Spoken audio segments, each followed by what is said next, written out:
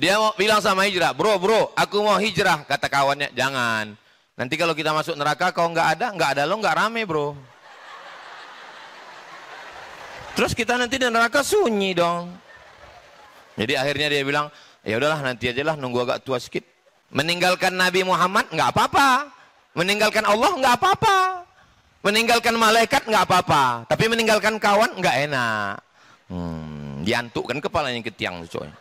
Assalamualaikum warahmatullahi wabarakatuh. Bapak Ibu jamaah dimanapun berada, ada orang baik mewakafkan tanah 2 hektar di Pekanbaru, tepatnya di daerah Palas. Nah, ini tanah 2 hektar ini kita bangunlah di atasnya asrama 3 lantai 32 kamar. Sekarang santri masih lagi di Nurul Azhar 1. Kita berharap supaya asrama ini selesai bulan Juli tahun ajaran baru 2025, bisalah santri pindah kemari.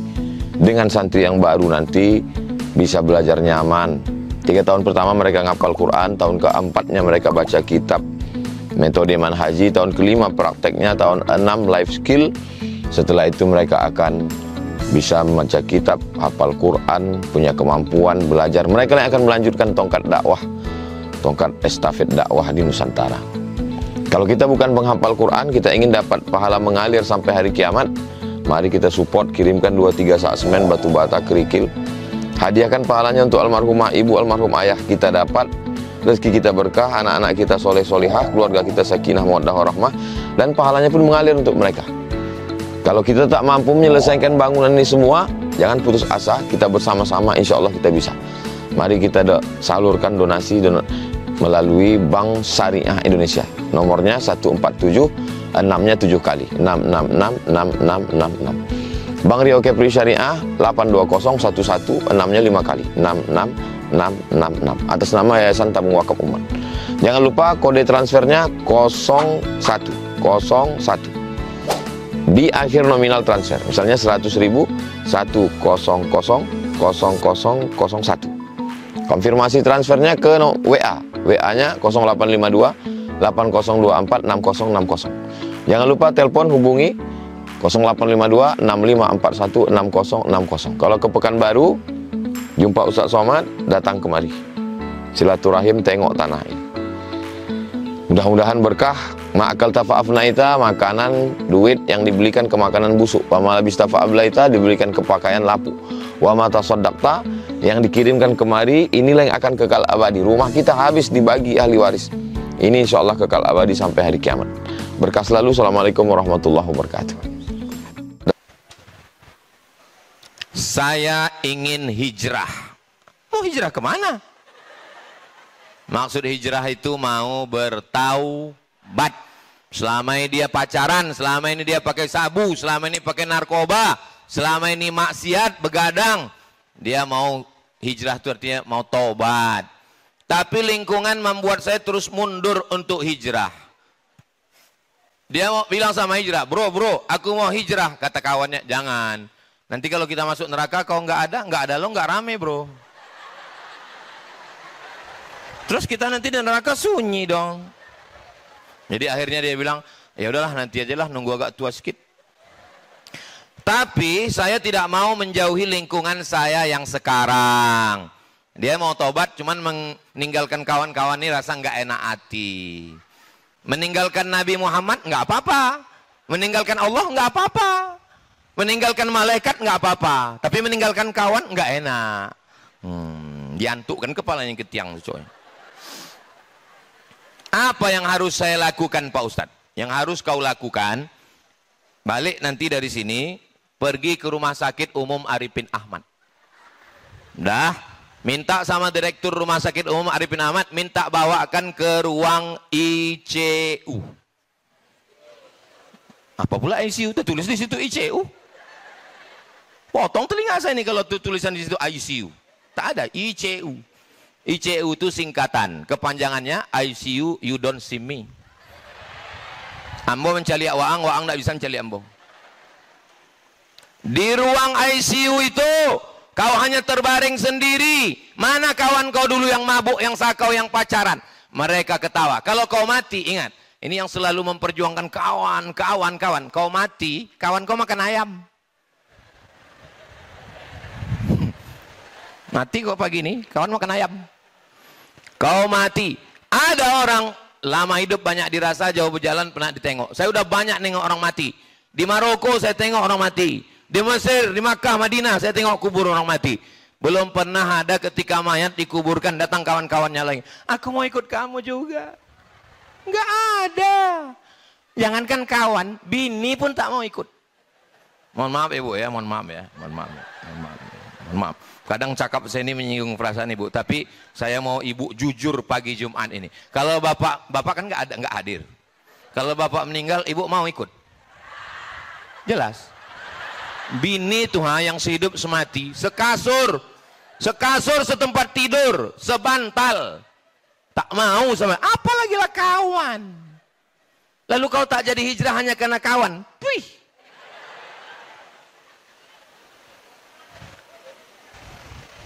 Menghadap Allah sendirian.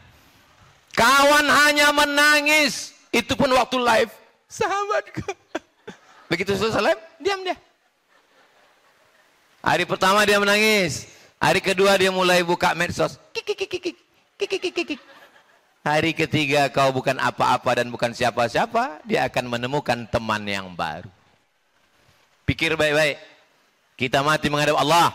Kawan tinggal, rumah tinggal, mobil tinggal, sahabat tinggal. Yang kekal abadi hanya amal apa pula somat? Soleh. Ini kertas ini nanti saya bawa pulang. Untuk menjaga kerahasiaan.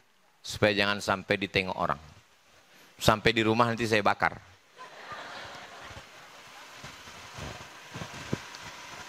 Menurut Ustadz, apa pandangan Ustadz tentang konten di sosial media yang sering dibuat hanya untuk viral? Bagaimana cara supaya akun dakwah itu benar-benar membuat kebaikan? Kalau buat konten hanya ingin aneh, kau nanti akan tertuntut terus untuk buat konten aneh. Misalnya hari ini kau buat konten makan nyamuk. Aku bisa makan nyamuk pakai supit. Kau ambil supit, tuh makan nyamuk. Besok kawan akan nuntut konten baru bro. Lalu kau agak besar sedikit makan lalat. Hari ketiga kau makan kecoa. Itulah maka ada orang mati mukbang. Banyak video mati mukbang. Banyak orang mati kesetrum. Kenapa? Buat konten nyebrang jalan. Lewat motor, nyebrang, selamat. Lewat becak, nyebrang, selamat. Lewat truk, mati. Bukan mati syahid, mati konten. Buatlah konten yang bermanfaat. Tak perlu pakai gagang handphone mahal. Ambek karet, ikat di batang sapu. Nanti pergi ke depan itu.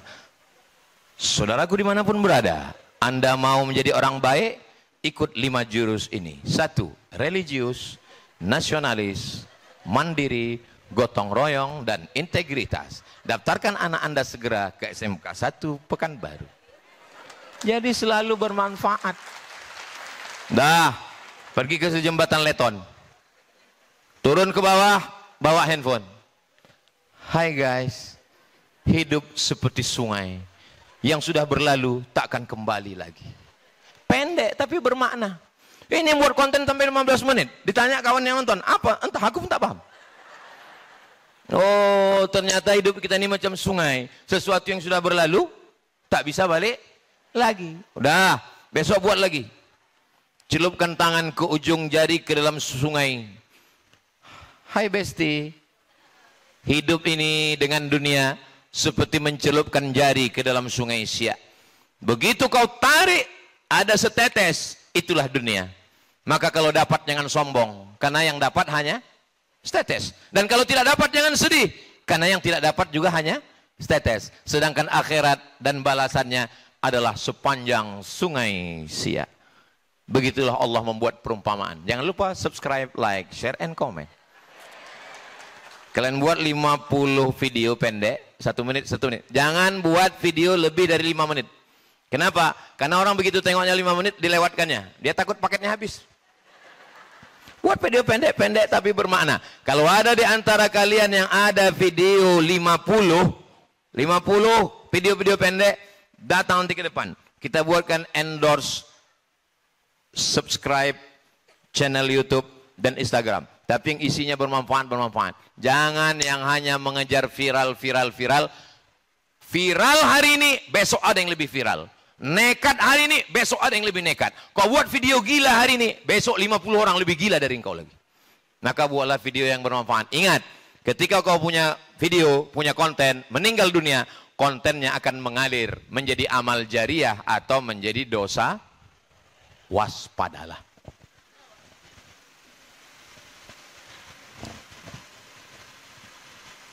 Engkau ditengok banyak kertas ini, selesai Jumat baru habis nih. Bagaimana cara remaja muslim membangun identitas diri yang kuat? Religius, nasionalis, mandiri, gotong royong, integritas. Di zaman kita yang sudah mulai canggih di dalam tekanan pergaulan bebas dan gaya hidup hedonis, tanpa adanya kehilangan nilai-nilai Islam yang hakiki. Hedon itu maunya senang, tenang, kenyang, lenang. Tak mau susah, tak mau payah, tak mau ribet, tak mau jelimut. Maunya tenang, senang, kenyang, lenang. Maka di sini diajarkan, biasakan hidup hemat dan sederhana. Ada semua di SMK Negeri 1. Siapapun anaknya yang degil, yang jahat, yang nakal, yang gilo di Riau ini, bawa ke SMK Negeri 1, suruh dia nengok keliling. Biasakan hidup hemat dan sederhana. Maka tengoklah tampilan anak-anak SMK Negeri 1. Memang hemat. Dan gayanya pun sederhana semua. Sederhana sama miskin itu tak.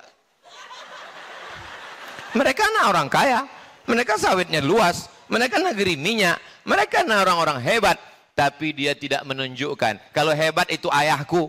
Itu rumah besar rumah ayahku. Itu mobil ayahku. Itu duit ayahku. Itu gelang emakku. Kalau mereka tak ada, aku pun bukan apa-apa dan bukan siapa-siapa. Yang diriku yang sesungguhnya adalah aku alumni SMK Negeri 1 Pekanbaru. Biasakan hidup hemat dan sederhana. Ustaz ada nengok jam saya tadi tinggal di kamar mandi yang harganya 100 juta itu loh. Saya sebetulnya mau nunjukkan, tapi karena dia sombong, tak nampak, aku tak nampak.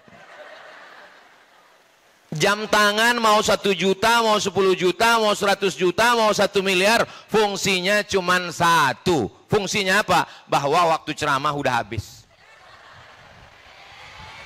Tempat tidur harganya 1 miliar, harganya 100 juta, fungsinya cuma satu, supaya kita bisa tidur lelap. Ada orang kaya, bisnismen, duit banyak, harga tempat tidur 1 miliar, jam 2 malam berkudip-kudip tak tidur-tidur. Ada orang jam 2 malam, jam 8 malam di depan ruko, tertidur tak bangun-bangun.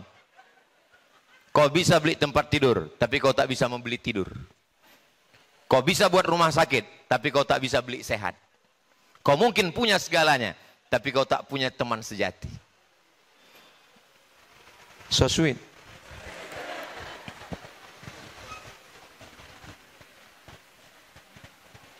Sebelumnya saya sering buat dosa, seperti berkata kasar, ataupun berpacaran. Udah kami doakan putus sudah. Saya bertaubat, tapi hari kemudian saya ulang lagi. Setelah itu saya bertobat lagi. Kira-kira saya tobat saya diterima Allah apa tidak Pak Ustadz? Kata Imam Abu Amir Al-Ghazali, lebih didulukan menyesal baru istighfar. Bukan istighfar baru menyesal. Menyesal dulu, baru istighfar, baru tekad tidak mengulang untuk selamanya. Rukun taubat ada 3. Pertama menyesal, kedua istighfar, yang ketiga tekad kuat tidak mengulang untuk selamanya. Orang yang lebih dulu istighfar baru menyesal, kal mustahzi, seperti orang mengejek-ejek, mengolok-olok Allah Subhanahu wa taala. Nyontek dia, Datang guru, kenapa kau nyontek? Maafkan saya bu, please forgive me. Tolonglah bu, tolong saya bu. Habis itu nyontek lagi. Tolonglah bu, tolonglah. Kira-kira ibunya makin marah atau sabar? Udah lewat 2 kali. Bagaimana pendapat Ustadz tentang seks bebas? Sudah kami bahas tadi udah. Tentang narkoba. Narkoba ini sampai sekarang tidak ada obatnya. Kalau ada anak bapak ibu yang kena, jangan diceramahi, jangan diruqyah. Masukkan ke BNN, Badan Narkotika Nasional. Tolonglah Pak Ustadz doakan anak saya ini supaya berhenti narkoba. Sebentar saya ajarkan doa narkoba. Catat baik-baik. 0813 11 44 2193. Catat lagi 0813 11 44 2193. Pak Didik, Badan Narkotika Nasional. Jangan malu. Lapor. Pak Didik, tolong tangkap anak saya. Tangkap. Nanti kalau tetangga nanya, anaknya kemana? S2 ke Bandung. Ustadz tolonglah Pak Ustadz doakan anak saya. Pak Ustadz datang ke rumah doakan anak saya. Sampai ke rumah saya bilang, tangkap. Malulah saya Pak Ustadz. Mau malu atau mau anak? Narkoba ini 3. Bodoh, gila, mati. Pilih yang mana? Tak ada pilihan yang enak Pak Ustadz. Masukkan ke BNN, Badan Narkotika Nasional. Rehabilitasi di Bandung. Setuju atau tidak? Setuju Pak Ustadz. Kirim. Begitu setelah 2-3 bulan, alhamdulillah Pak Ustadz. Gimana anaknya? Sudah ditangkap. Alhamdulillah. Sehat walafiat. Tidak ada obat lain. Tidak mempan di sholat hajat kan tak mempan. Semuanya adalah ikhtiar. Adapun semuanya balik kepada Allah. Innama amruhu iza arada syai'an ayyakula lahu kun. Selama ibu masih mau merepet, kau pulang jam berapa, duit kemana, jalan sama siapa, ini kunci motor mana. Selama ibu masih mau bercakap, insya Allah anak selamat. Cuman kadang ibu-ibu ini kalau disuruh merepet, alhamdulillah Pak Ustadz, anaknya patuh, ayahnya pula payah.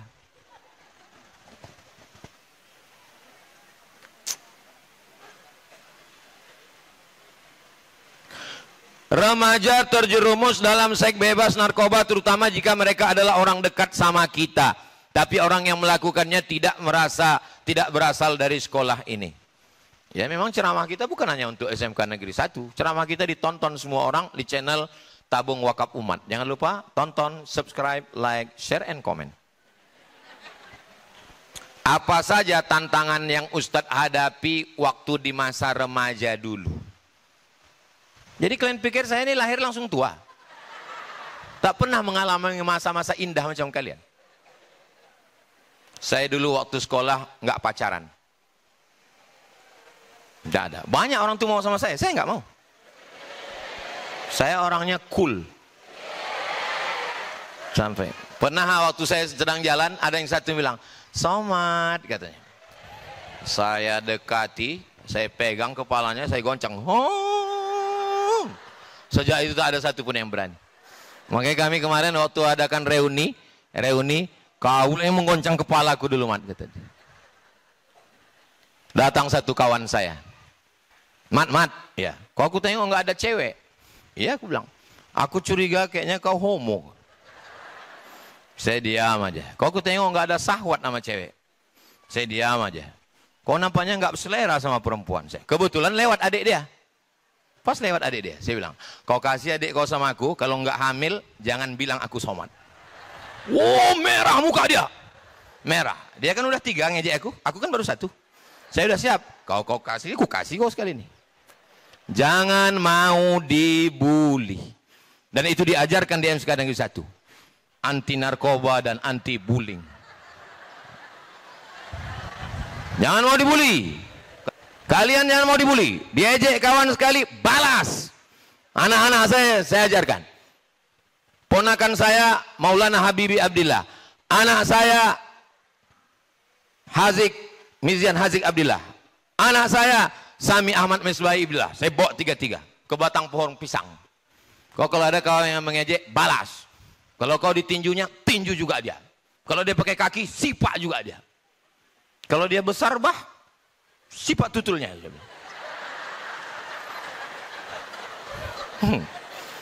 Jangan mau.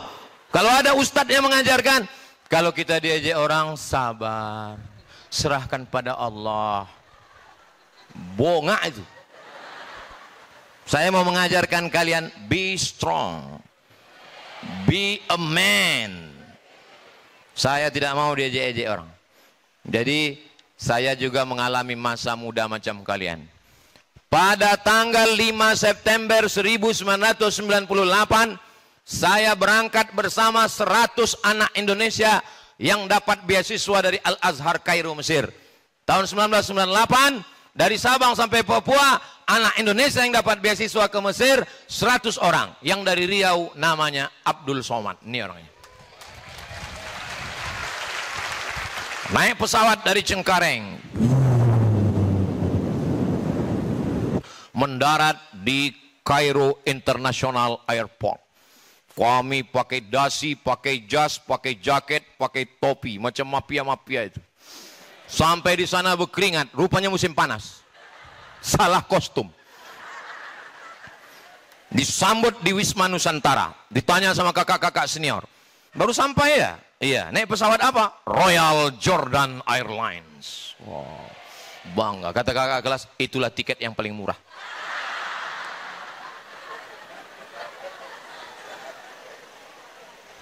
Mahasiswa Indonesia waktu saya di Kairo 2.474 orang. Laki-laki 2.300. Laki-laki 2.100. Perempuan 300. Selama di Kairo saya tidak pacaran karena saya termasuk yang tereliminasi. Saya termasuk yang kalah bersaing. Saya yakin mereka sekarang banyak yang menyesal. Kenapa tidak jadi nikah dengan saya?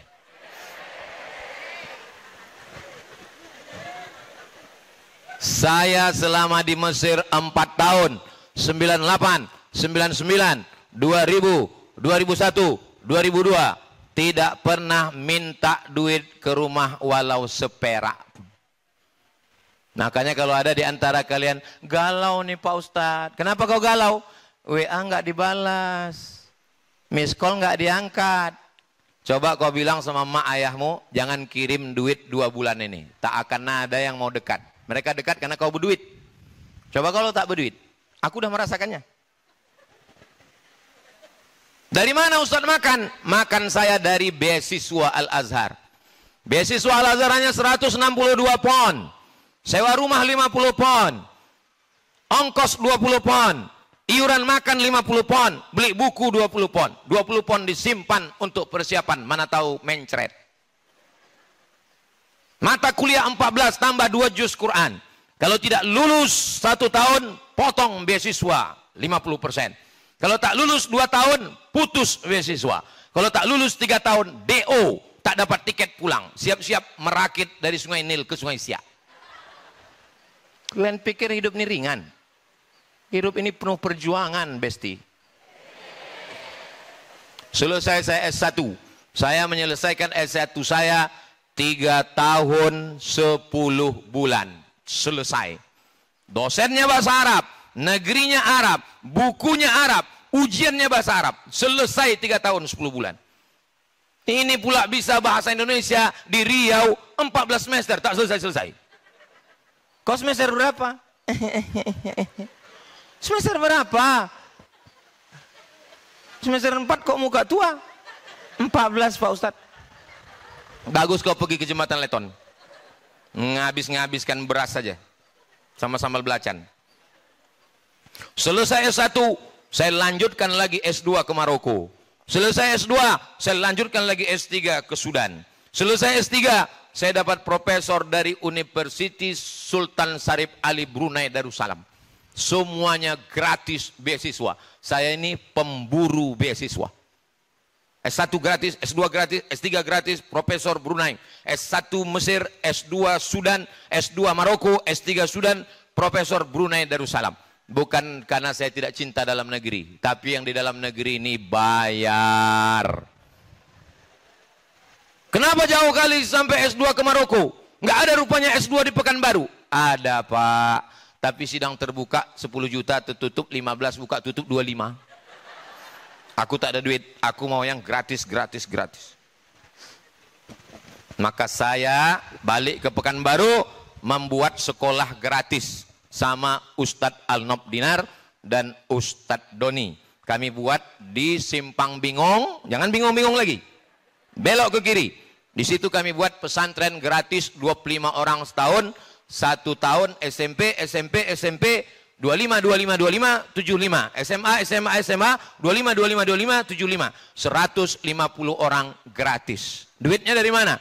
Inilah kami keliling hari Jumat, hari Sabtu keliling. Duit-duit yang dapat itu untuk sekolah gratis. Karena kami dulu digratiskan oleh Al-Azhar. Jelas? Faham? Saya buat sekolah juga di Rimbo Panjang, Az-Zahra, khusus untuk perempuan. Itu duitnya dari mana? Dari channel YouTube Ustadz Abdul Somad Official. 1 bulan dapat duit 150 juta. Tidak pernah saya ambil seperak haram. Semuanya langsung masuk rekening yayasan untuk beli beras, untuk gaji guru, untuk listrik, untuk air, untuk beli santri, untuk beli santri pula. Beli semua keperluan santri semuanya. Kenapa Ustadz ceritakan? Ustadz ceritakan jadi riak lah. Supaya orang jangan fitnah saya. Ini nanti saya pakai mobil difitnah orang. Tuh tengok tuh. Ustadz Somad pakai mobil. Tuh duitnya dari YouTube tuh. Dengar suara knalpotnya. Tup. Itu mobil yang tadi dipakai. Itu mobil Yayasan Tabung Wakaf Umat. Yang dikasih oleh Majelis Taklim Jamaah. Hanya boleh dipakai Ustadz untuk keperluan. Itulah yang menyampaikan sini. Ini saya jelaskan supaya apa? Supaya jangan ada dusta di antara kita. Jelas? Tak usah kalian sibuk mencari bini sekarang. Kalian fokus saja belajar. Nanti kalau kalian udah jadi orang. Saya nih kurus, tua, hitam, pesek, kering. Tengoklah komen-komen di Instagram, di TikTok itu. Apa kata mereka? Ustadz jadikan aku yang kedua ya. Sedangkan aku aja yang sekurus ini masih ada orang mau. Apalagi kalian yang ya macam aku juga.